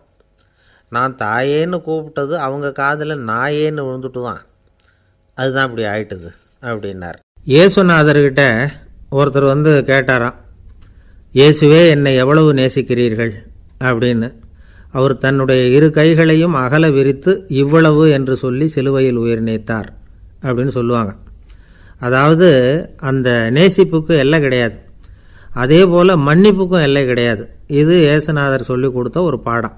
இயேசுனுடைய சீடர்களில் ஒருத்தன் பீட்டர், அவன் ஒரு நாள் இயேசுநாதர்கிட்ட கேட்டிருக்கான், இயேசுவே நான் வந்து என்னுடைய தம்பிக்கிட்ட அடிக்கடி சண்டை போட்டுக்கிட்டு இருக்கிறேன், என்னுடைய சகோதரன் கூட, அவனை நான் எத்தனை தடவை மன்னிக்கிறது? ஏற்கனவே 7 தடவை அவனை மன்னிச்சுட்டேன் அப்படின்னு சொல்லியிருக்கிறான். அப்போது இயேசு சொன்னாராம், மன்னிக்கிறதுக்கு எத்தனை தடவைங்கிற கணக்கெல்லாம் கிடையாது. எத்தனை தடவை உன்னுடைய சகோதரன் உன்னை கோபப்படுத்துகிறானோ அத்தனை தடவை நீ மன்னிக்கிறதுக்கும் தயாராக இருக்கணும், அதுதான் அப்படின்னு சொன்னாராம். அப்போ இவனுக்கு ஒன்றும் புரியல, இது என்ன அவன் தப்பு பண்ணிக்கிட்டே இருப்பான், நாம் மன்னிச்சுக்கிட்டே இருக்கிறதா அப்படிங்கிறது மாதிரி குழப்பமாக இருந்திருக்கிறான். அப்போது இயேசுநாதர் தன்னுடைய சீடன் பீட்டர்கிட்ட ஒரு கதை சொன்னாராம். அந்த கதை இன்றைக்கு நாம் வந்து எல்லாரும் சிந்தித்து பார்க்க வேண்டிய ஒரு கதை. அதாவது மன்னிப்பை விரும்புகிறவர்கள் மன்னிக்கவும் தயாராக இருக்க வேண்டும் அப்படிங்கிறது தான் அந்த கதையினுடைய தத்துவம். அந்த இயேசுநாதர் சொன்ன கதை என்னென்னா, ஒரு மன்னர் இருந்தார். அவர் ஒரு நாள் அரண்மனையில் உட்காந்து கணக்கு வழக்குகள்லாம் பார்த்துக்கிட்டு இருந்தார். நம்ம அரண்மனையிலேருந்து யார் யார் அரசாங்க கடன் வாங்கியிருக்கிறாங்க, யார் யார் திருப்பி செலுத்தியிருக்கிறாங்க அப்படிங்கிற விவரத்தையெல்லாம் பார்த்துக்கிட்டு இருந்தார். அப்போ தான் புரிஞ்சுது, அந்த அரண்மனையில் வேலை செய்கிற ஒருத்தனே அரசாங்க கடன் ஒரு வாங்கியிருக்கிறான். எவ்வளவு? 10,000 பொற்காசுகள் வாங்கியிருக்கான் கடன். இந்த 10,000 பொற்காசுகளை திருப்பி செலுத்தலை அரசாங்கத்துக்கு. இது மன்னர் கவனத்துக்கு வந்தது. உடனே நம்ம அரண்மனையில் இருக்கிறவனே அரசு கடன் வாங்கி திருப்பி செலுத்தாமல் இருக்கான், அவனை கூப்பிட்டு வாங்கன்னு சொல்லி கூப்பிட்டுட்டு வந்தாங்களாம். விசாரிச்சிருக்கிறாங்க, என்னப்பா நீ எவ்வளோ ஒன்று? ஆமாங்க 10,000 பொற்காசுகள் வாங்கியிருக்கிறேன், இன்னும் திருப்பி கட்டலைன்றிருக்கான். உடனே அவர் மன்னர் சொல்லியிருக்கிறார், நம்ம சட்டத்திட்டப்படி நீ உடனே பணத்தை திருப்பி கட்டிடு, அப்படி உன்னால் கட்ட முடியலன்னா உன்னுடைய வீடு வாசல் சொத்து சுகம் எல்லாத்தையும் விற்று அந்த பணத்தை அரசு கருவூலத்தில் சேர்த்துக்கிறதுக்கு நானே ஏற்பாடு பண்ணிடுறேன் அப்படின்னு அந்த மன்னர் சொன்னாராம். இவன் அப்படியே அதிர்ச்சி ஆகிட்டான், அப்படியே பொத்துன்னு காலில் விழுந்தானா, மன்னா என்னை மன்னிச்சுங்க, என்னால் முடியல, எனக்கு மன்னிப்பு கொடுங்க அப்படின்ட்டுருக்கான். உடனே அவர் எழுந்திரிச்சு, சரி நீ மன்னிப்பு கேட்டுவிட்ட, அதனால் உன்னை மன்னிக்கிறேன், நீ பணம் கட்ட வேண்டாம் அப்படின்னு சொல்லி அந்த மன்னர் அவனை விட்டுட்டாராம். பணத்தையும் தள்ளுபடி போட்டார், நீ திருப்பி கட்ட வேண்டான்னு. இவனுக்கு ரொம்ப மகிழ்ச்சி, அதனால் ரொம்ப உல்லாசமாக வந்துக்கிட்டு இருக்கிறான். தெருவில் வந்துக்கிட்டு இருக்கிறப்ப இவங்கிட்ட கடன் வாங்கின ஒருத்தன் எதுக்கு வந்துக்கிட்டு இருக்கான். அவன் இவங்கிட்ட ஒரு 100 பொற்காசுகள் கடன் வாங்கியிருக்கான். அவன் வந்தான், இவன் போய் அவன் சாட்டையாக பிடிச்சிக்கிட்டான், நீ எப்படா என் கடனை திருப்பி கொடுக்க போகிறேன்னு. அவன் இப்போ முடியல, கொஞ்சம் பொறுத்துக்கா, அப்புறம் தரேன்ருக்கான். அதெல்லாம் முடியாது, நீ கொடுத்து தான் ஆகணும் அப்படின்னு இவன் புடிவமாக சொல்கிறான். இப்போ நிலைமையை பாருங்கள், இவன் ஏற்கனவே இவன் 10,000 பொற்காசுகள் அரசாங்கத்தில் கடன் வாங்கினா அதுக்கு மன்னிச்சு விட்டுட்டார் இவனை. ஆனால் இவன் இன்னொருத்தனை மன்னிக்கிறதுக்கு தயாராக இல்லை. இவங்கிட்ட கடன் வாங்கின இன்னொருத்தன் 10 பொற்காசுகள், அவனை மன்னிக்க தயாராக இல்லை. அவனை கொண்டு போய் நீதிமன்றத்தில் கொண்டு போய் நிறுத்தி தண்டனை வாங்கி கொடுத்துட்டான். நீதிபதி என்ன சொன்னார், அந்த இவன் வாங்கின பொற்காசுகளை திருப்பி கட்டுற வரைக்கும் ஜெயிலில் இருக்கணுங்கிறது தீர்ப்பு. ஆனால் உடனே அரசர் காதில் வந்து விழுந்தது. சொல்லிட்டாங்க, உங்ககிட்ட மன்னிப்பு வாங்கிட்டு போனானே ஒருத்தன், அவன் வந்து இன்னொருத்தனை மன்னிக்கிறதுக்கு தயாராக இல்லை, அவனை கொண்டு போய் ஜெயிலில் அடைச்சிட்டான் அப்படின்னு. உடனே மன்னர் பார்த்தார், இவனை மறுபடியும் கூப்பிட்டு வர சொன்னார். தபாரப்பா, நான் வந்து உன்னை மன்னிச்சு விட்டேன், ஆனால் நீ இன்னொருத்தனை மன்னிக்கிறதுக்கு தயாராக இல்லை, அதனால் என்னுடைய தீர்ப்பையும் மாற்றுறேன், நீயும் அரசு கடன் தீர்ற வரைக்கும் ஜெயிலில் தான் இருக்கணும் அப்படின்னு சொல்லி ஜெயிலுக்கு அனுப்பிச்சிட்டாராம். இப்படி ஒரு கதையை இயேசுநாதர் தன்னுடைய சீடருக்கு சொன்னதாக ஒரு வரலாறு. அது என்ன, அதிலேருந்து நாம் புரிந்து கொள்ள வேண்டியதுன்னா, நாம் வந்து மன்னிக்கப்படணும்னு நாம் விரும்புகிறோம்னா நாம் இன்னொருத்தரை மன்னிக்கிறதுக்கு தயாராக இருக்கணும். அதனால் நாம் வந்து இன்னொருத்தரை யாரையும் மன்னிக்க மாட்டோம், ஆனால் என்ன இன்னொருத்தர் மன்னிக்கணும் அப்படிங்கிறது மாதிரி செய்யக்கூடாதுன்னு சொல்லுவாங்க. அது மாதிரி நாம் வந்து இப்போ இது தப்பாக புரிஞ்சுக்கிறவங்களும் இருக்கிறாங்க. பாவம் மன்னிப்புங்கிறதுலாம் எதுக்குன்னா, அதாவது மறுபடியும் பாவம் செய்யாமல் இருக்கிறதுக்காக தான். அதான் மன்னிக்கிறாரே அப்படிங்கிறதுக்காக மறுபடியும் பாவம் பண்ணிகிட்டு இருக்கிறது இல்லை. அதான் ஒருத்தர் கேட்டாராம், பாவத்திலேருந்து மன்னிப்பு கிடைக்கணும்னா நீ என்ன செய்யணும் அப்படின்னு கேட்டிருக்கார். அதுக்கு அவன் சொல்லியிருக்கிறான், நான் முதல்ல பாவம் செய்யணும், அப்போ தானே மன்னிப்பு கிடைக்கும் அப்படின்னு நானாம். இப்படிப்பட்டவர்கள் தான் இன்றைக்கி உலகத்தில் அதிகமாக இருக்கிறாங்க. அதனால் இந்த மன்னிப்பின் மகத்துவங்கிறது இயேசுநாதர்கிட்டேருந்து தான் நாம் புரிஞ்சுக்கணும். அந்த இயேசு சொன்ன அந்த மன்னிக்கிற மனோபாவம் இருந்தால் இன்றைக்கி உலகம் பூராவும் அமைதி பூங்காவாக இருக்கும். அதில் ஒன்றும் ஆச்சரியமே இல்லை, அதில் ஒன்றும் சந்தேகமும் இல்லை. அதனால் மன்னிக்கிற மனோபாவத்தை நாம் எல்லாரும் நமக்குள்ளே வளர்த்து கொள்ள வேண்டும் அப்படிங்கிறது தான் நாம் இன்றைக்கு எல்லோரும் சிந்தித்து பார்க்க வேண்டிய ஒரு செய்தி. ஒருத்தர் ரொம்பவும் மகிழ்ச்சியாக வந்துக்கிட்டு இருந்தார். என்ன விஷயம்னு விசாரித்தேன். நான் தோற்று போயிட்டேன், அதுதான் மனசுக்கு மகிழ்ச்சியாக இருக்குது அப்படின்னார். எனக்கு இது ரொம்ப ஆச்சரியமாக போச்சு. இந்த உலகத்தில் தோற்று போகிறவங்க யாரும் மகிழ்ச்சியாக இருக்கிறது இல்லை. அப்படி இருக்கிறப்ப இவர் இப்படி சொல்கிறாரே, எங்கே தோற்று போனீங்கன்னு கேட்டேன். அதுக்கப்புறம் தான் அவர் விவரமாக சொன்னார். என்னோட 5 வயசு குழந்தையோட நான் விளையாடிக்கிட்டு இருந்தேன். அந்த விளையாட்டில் என் குழந்தை ஜெயிச்சுட்டுது, நான் தோற்று போயிட்டேன் அப்படின்னார் ரொம்ப உற்சாகமாக. நான் யோசித்து பார்த்தேன். அதாவது நாம் சின்ன குழந்தையாக இருக்கிறப்போ எந்த விளையாட்டில் கலந்துக்கிட்டாலும் அதில் நாம் தான் ஜெயிக்கணும்னு ஒரு வெறி நமக்குள்ளே இருக்கும். நம்மளை எதிர்த்து விளையாடுறவர் நல்லவரா கெட்டவரா, பெரியவரா சின்னவரா அப்படிங்கிறதெல்லாம் முக்கியம் கிடையாது. அவர் தோற்று போகணும், நாம் ஜெயிக்கணும், அதுதான் முக்கியம். எதிரியை சந்தோஷப்படுத்த விளையாடுகிற கலை அப்போ நமக்கு தெரியறதில்ல. வாழ்க்கையில் ஒரு பக்குவம் வந்ததுக்கு அப்புறம் வெற்றி பெறணுங்கிற மன அழுத்தம் போயிடுது. போட்டியில் ஜெயிக்கணுங்கிறத விட குழந்தையை சந்தோஷப்படுத்தணுங்கிறது முக்கியமாக போச்சு. ஜெயிக்கணுங்கிற வெறி ஓடி போட்டுது. ஒரு குழந்தையாக இருந்தப்போ நம்ம வளர்ச்சிக்கு உதவிய வெறி பெரியவனானதுக்கு பிறகு நமக்கு எதிரியாக மாறுது.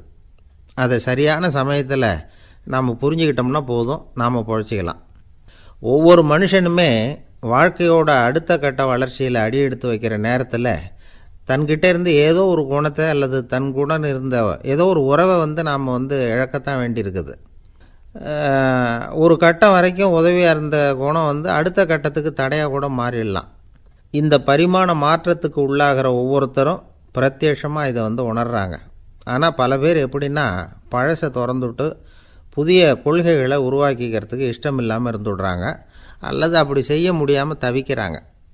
இதையெல்லாம் மீறி அந்த பழசை திறந்துவிட்டா அதை இழந்ததால் உண்டாகிற மன அழுத்தம் சில காலத்துக்கு வருத்திக்கிட்டு தான் இருக்கும், வேறு வழி இல்லை. ஆரோக்கியமான ஒரு முன்னேற்றத்துக்காக அந்த மன அழுத்தத்தை தாங்கிக்கத்தான் வேணும் அப்படிங்கிறாரு அந்த உலக புகழ்பெற்ற மேதை ஒருத்தர், இந்த ஸ்காட் பெக் அப்படிங்கிறவர். பிறந்த நாள் முதல் இதுதான் சரி அப்படின்னு கற்பிக்கப்பட்டு வந்த ஒவ்வொரு தத்துவத்தையும் தங்களுடைய வளர்ச்சிக்கு தகுந்த மாதிரி மாற்றி அர்த்தப்படுத்தி கொள்ள முடியாமல் வாழ்க்கை சூழலில் அப்படியே அரைப்பட்டு தூளாகிறவர்கள் தான் ரொம்ப தவிக்கிறாங்களாம். இதுதான் அவருடைய கருத்து. பெரும்பாலும் மனிதர்களுடைய நடுத்தர வயசில், அதாவது 30 தாண்டுகிற சமயத்தில் தான் இந்த தவிப்பு உண்டாகுதான். இதை தான் மேற்கத்திய நாடுகளில் அடிக்கடி மிட் லைஃப் கிரைசிஸ் அப்படின்னு சொல்கிறாங்க. அப்பப்போ பழசையெல்லாம் தொலைச்சி விட்டு புதுசாக பிறக்கிறதுக்கு கற்றுக்கணும். ஒவ்வொரு நிமிஷத்தையும் அந்த நிமிஷத்துக்கு ஏற்ற சித்தாந்தம் கொண்டவர்களாக சந்திப்போம் அப்படிங்கிறார் அந்த உளவியல் நிபுணர். இப்படி பழகிக்கிட்டால் வாழ்க்கை இன்பமயம், இல்லைன்னா தவிப்பு மயம்தான். பழசை தொலைக்க முடியாதவர்களில் எத்தனையோ பேர் உண்டு, எத்தனையோ ரகம் உண்டு. அதில் வேடிக்கையான நண்பர்களும் உண்டு. ஒருத்தர் நண்பர் வீட்டுக்கு போனார். அவர் ஏதோ இனிப்பு பலகாரம் கொடுத்து சாப்பிட சொல்லியிருக்கிறாங்க அவங்க வீட்டில். இவர் சாப்பிட்டு பார்த்துட்டு சொன்னாராம், சார் 6 மாதத்துக்கு முன்னாடி ஒரு தடவை இங்கே வந்தேன், அப்போது ஒரு இனிப்பு பலகாரம் கொடுத்தீங்க, அது இதை விட நல்லா இருந்தது சார் அப்படின்னாராம். அப்போ செஞ்ச அதே இனிப்பு பலகாரம் தான் சார் இதுவும் அப்படின்னாராம் அவர். ஒரு நாள் ஒரு தகப்பனார் தன்னுடைய பிள்ளையை அழைச்சிக்கிட்டு வந்தார். சார், இவன் சரியாக படிக்க மாட்டேங்கிறான், பெரியவங்களை மதிக்க மாட்டேங்கிறான், நீங்கள் கொஞ்ச நாள் இவனுக்கு குருவாக இருந்து நல்ல விஷயங்களை சொல்லி கொடுத்தா தேவையில்லைன்னார். பெரியவங்களையும் மதிக்காதவன் எப்படி என்ன மதிக்க போகிறான் அப்படிங்கிறது நமக்கு யோசனை வரும் இல்லையா? வேணாங்க, என்னை விட்டுருங்க அப்படின்னோம். அவர் விட மாட்டேன்னு விட்டார். இல்லைன்னா அவரே சிஷ்யன் ஆகிடுவார் போல இருந்தது. சரி, வேறு வழி இல்லாமல் அந்த பையனையே என்னுடைய சீடை நான் ஏற்றுக்கிட்டு உபதேசமெல்லாம் பண்ண ஆரம்பித்தோம். அதாவது குரு பக்தின்னா அது எப்படி இருக்கணுங்கிறத பற்றி சொல்லி கொடுத்தோம் அவனுக்கு. சதமகர் அப்படின்னு ஒரு குரு இருந்தார். அவருக்கு ஒரு சீடர். அவன் பேர் துளசி சைதன்யன், நைஷ்டிக பிரம்மச்சாரி. தன்னுடைய குருவுக்கு எந்த நேரத்தில் எது தேவைங்கிறத புரிஞ்சுக்கிட்டு சேவை செய்கிறவன். ஆனால் இவனை பற்றி மற்ற சீடர்களுக்கு பொறாமை வந்துட்டுது. இவன் மட்டும் இப்படி இருக்கானேன்னு உடனே குருக்கிட்ட போய் கோல் மூட்டினாங்க. அவன் சரியில்லை, அவன் நடந்துக்கிறது சரியில்லை, அப்படி இப்படின்னு எதையாவது சொல்லி. இருந்தாலும் இதையெல்லாம் அந்த குரு நம்பலை. அவருக்கு தெரியும் யார் யார் எப்படின்னு. துளசி சைதன்யன் பெருமையை மற்ற சீடர்களுக்கு உணர்த்தணும் அப்படின்னு நினைச்சார். அதுக்கு ஒரு வழி பண்ணார். ஒரு நாள் சீடர்களை எல்லாம் கூப்பிட்டுக்கிட்டு ஒரு காட்டு வழியாக போய்கிட்டு இருந்தார். அங்கே ஒரு பெரிய மலை அருவி கொட்டிக்கிட்டு இருந்தது. குரு சீடர்கள் பக்கம் திரும்பினார். இந்த மலையின் மேலே இருந்து அந்த படு பாதாளத்தில் குதிக்கிறதுக்கு உங்களில் யார் தயார் அப்படின்னு கேட்டார். ஒரு சீடனும் வாயை திறக்கலை, ஒதுங்கி நின்றுக்கிட்டாங்க. பின்னாடி மூட்டை முடிச்சோடு வந்துக்கிட்டு இருந்தான் துளசி சைதன்யன். அவனை பார்த்தார். தப்பாருப்பா, நீ மேலே இருந்து அந்த அருவியில் குதி அப்படின்னார். அப்படியே செய்கிறேன் சுவாமின்னா ஓடி போய் பொத்துன்னு குதிச்சுட்டான். அடுத்த கணமே குருநாதர் தன்னுடைய யோக சக்தியால் பறந்து போய் அவன் கீழே விழுந்துடாமல் தாங்கி பிடிச்சி கொண்டுக்கிட்டு வந்துட்டார். மற்ற சீடர்களுக்கெல்லாம் ஒரு மாதிரி ஆயிட்டுது. அடுத்தபடியாக என்ன பண்ணலாம்னு யோசித்தாங்க இவனை மாட்டி விடுறதுக்கு. ஒரு நாள் வெத்தலை அடிக்கிற ஒரு சின்ன உரலையும் உலக்கையையும் எடுத்து ஒளிய வச்சுட்டாங்க. சதமகர் சன்னியாசி இல்லை, அவர் வெத்தலை போடுவார். பல்லு சரியில்லை, அதனால் இடித்து தான் வெத்தலையை போடணும். திடீர்னு வெத்தலை பாக்கு கேட்டார். வழக்கமாக உரலில் இடித்து தர்றது தான் துளசியின் பழக்கம். உரலை தேடினா கிடைக்கல, என்ன பண்ணுறது? குரு கேட்டுவிட்டாரே, குரு சேவை தானே முக்கியம். என்ன பண்ணால் வெத்தலை பாக்க தன்னுடைய வாயில் போட்டு முன்னு அதை எடுத்து அவர்கிட்ட கொடுத்துட்டான். குரு எதையோ படிச்சுக்கிட்டே அதை வாங்கி வாயில் போட்டுக்கிட்டார். துளசி இன்றைக்கி தாம்பூலம் நல்லா இடிக்கப்பட்டிருக்கு, ருசியாக வேறு இருக்குது, அதை இடித்த பாத்திரத்தை என் கண்ணால் பார்க்கணும்னு ஆசையாக இருக்குன்னு விட்டார். அதை மட்டும் அனுப்பி போய் நீ வர வேண்டான்னு வேற சொல்லிவிட்டார். இதை கேட்டதும் துளசி தவிச்சு போயிட்டான். இவன் போகாமல் எப்படி வாயை மட்டும் அனுப்பி வைக்க முடியும்? இவன் தவிக்கிறத பார்த்ததும் மற்ற சீடர்களுக்கெல்லாம் மனசுக்குள்ளே ரொம்ப சந்தோஷம். துளசி கொஞ்சமும் யோசிக்கலை, வாழை எடுத்தான், தன்னுடைய தலையவே அப்படியே அறுத்து வெட்டி எடுத்தான். இன்னொரு சீடங்கிட்ட கொடுத்துட்டான், எடுத்துகிட்டு போன்னு சொல்லி கொண்டுகிட்டு போய் குரு முன்னாடி வைக்கிறாங்க. அந்த தலையில் வாய் திறந்துருக்கு, வெத்தலை போட்டு முன்னு இருந்தது, தெரிஞ்சு போச்சு, சிவப்பாக இருந்தது. அவனுடைய குரு பக்தியை இப்போ எல்லாரும் ஒத்துக்கிட்டாங்க. அதுக்கப்புறம் குரு சதமகர் தன்னுடைய அற்புத திறமையினால் அந்த தலையை மறுபடியும் ஒட்ட வச்சுட்டார். துளசிக்கு உயிர் வந்துட்டுது. இப்படி ஒரு பெரிய கதை உண்டு. அதாவது துளசி சைதன்யன் அவனுடைய குரு பக்தி எப்படி அப்படின்னு கேட்டோம். ரொம்ப அபாரம் அப்படின்னு அந்த பையன் அடக்கமாக, சும்மா விளையாட்டுக்காக தான் அப்படி அவங்ககிட்ட கேட்டோம். ஏன்பா உன்னுடைய குரு பக்தியை என்கிட்ட காட்டுறதுக்கு உன்னோட கழுத்தை நீயே அறுக்கணும்னு நான் சொன்னால் அதை நீ செய்வியா அப்படின்னு கேட்டோம். என்னுடைய கழுத்தை நானே அறுக்க வேண்டிய அவசியம் இல்லை சார் அப்படின்னா அவன். ஏண்டான்னு, அதே காரியத்தை தான் இனிமேல் நீங்கள் தினமும் செய்ய போகிறீங்களே சார் அப்படிங்கிறான். ஆசைப்படுறதுல தப்பு இல்லை, ஆனால் அந்த ஆசை தேவைக்கு தகுந்த மாதிரி இருக்கணும். தேவைக்கு மீறிய ஆசைகள் இருக்கு பாருங்கள், அது தேவையில்லை. இந்த கருத்தை வலியுறுத்தது மாதிரி ஒரு கதை உண்டு. தேவேந்திரனுக்கு திடீர்னு வீடு கட்டணும்னு ஒரு ஆசை வந்துதான். வீடுன்னா நாம் கட்டுற மாதிரி இல்லை. தேவேந்திரன் வீடுன்னா சும்மாவா, ஒரு பிரம்மாண்டமான அரண்மனை கட்டணும். அது மாதிரி இந்த 3 லோகத்துலேயும் ஒரு அரண்மனை கிடையாது அப்படின்னு எல்லாரும் சொல்லணும். இது அவனோட ஆசை. உடனே தேவ தச்சரான விஸ்வகர்மாவை கூப்பிட்டான், உத்தரவு போட்டான். விஸ்வகர்மா தன்னுடைய உதவியாளர்களை எல்லாம் கூப்பிட்டு ஒன்றா சேர்த்துக்கிட்டார். படாத பாடுபட்டு ஒரு பெரிய அரண்மனையை கட்டி முடித்தார். கட்டி முடிக்க 1000 வருஷம் ஆச்சு. தேவேந்திரன் பார்க்குறான். அவனுக்கு திருப்தி ஏற்படலை. என்னுடைய அந்தஸ்துக்கு இது ரொம்ப சாதாரணமான கட்டிடம், இதை விட இன்னும் பெருசாக கட்டு அப்படின்னா. தேவ தச்சர் திணறி போயிட்டார். அவரால் அதுக்கு மேலே எதுவும் செய்ய முடியல. என்ன பண்ணுறதுன்னு யோசனை பண்ணார். நேராக நாரதர் காலில் போய் விழுந்தார்.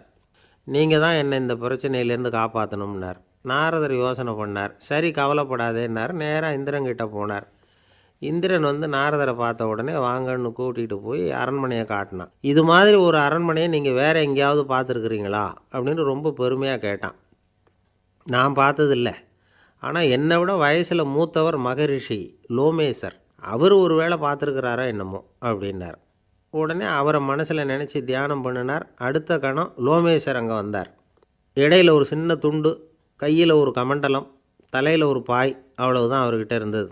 எதுக்காக தலையில் எந்த பாய் அப்படின்னு கேட்டான் இந்திரன். என்ன மாதிரி அற்ப ஆயுள் உள்ள ஒரு ஜீவன் தனியாக வீடு கட்டிக்கிட்டு திண்டாடணுமா?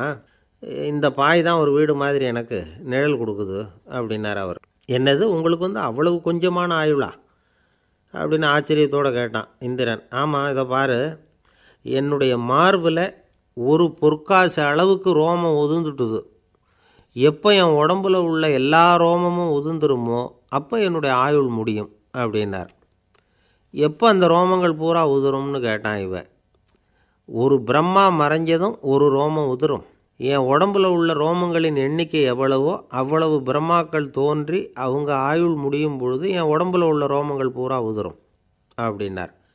அப்படின்னா ஒரு பிரம்மாவோட ஆயுள் எவ்வளவு காலம்னு கேட்டான். ஒரு பிரம்மாவுக்கு 100 தேவ வருஷம். ஒவ்வொரு தேவ வருஷத்துக்கும் 365 தேவ நாள். ஒவ்வொரு தேவ நாள்லேயும் ஒன்றை மாதிரி 14 இந்திரர்கள் தோன்றி மறைகிறாங்க அப்படின்னு மகரிஷி லோமேசர் சொல்கிறார். இதை கேட்டதும் இந்திரன் ஆடி போயிட்டான். அவ்வளவு ஆயுள் உள்ள இவரே அற்ப ஆயுள்னு சொல்கிறார். நான் என்னுடைய ஆயுளை பெருசாக நினச்சிக்கிட்டு பிரம்மாண்டமான அரண்மனை கட்டணும்னு ஆசைப்படுறேனே அப்படின்னு நினச்சான். எனக்கு வீடு கட்டின வரைக்கும் போதும்னு விட்டான். அதனால் நாமெல்லாம் நம்முடைய தேவைக்கு தகுந்த மாதிரி ஆசைப்படுறது தான் நியாயம். ஆனால் அப்படியே நடந்துக்கிறோம். மனுஷன் கடவுளையே ஏமாற்றி காசு வாங்கிறதுக்குள்ள ஆசைப்படுறான். ஒருத்தன் கடவுளை நினச்சி தவம் இருந்தான். கடவுள் நேரில் வந்தார். தேவலோகத்தில் ரூபாய்க்கெல்லாம் என்ன மதிப்புன்னு கேட்டான். அங்கெல்லாம் ரூபாய்ங்கிறது உங்கள் பணத்தில் 1 கோடி ரூபாய்க்கு சமம். அதாவது தேவலோகத்தில் 1 ரூபான்னா இங்கே 1 கோடி ரூபா. அது மாதிரி எங்களுக்கு ஒரு நாளுங்கிறது உங்கள் கணக்கில் 1 கோடி வருஷத்துக்கு சமம் அப்படின்னார் கடவுள். அப்படின்னா எனக்கு நீங்கள் அதிகமாக எதுவும் தர வேணாம், உங்கள் கணக்குப்படி ஒரே 1 ரூபா கொடுங்க, அது போதும்னா இவன் ரொம்ப சாமர்த்தியமாக. கடவுள் யோசனை பண்ணார். அது ஒன்றும் கஷ்டம் இல்லை, 1 ரூபா தானே கேட்குற, கொடுத்துட்றேன்.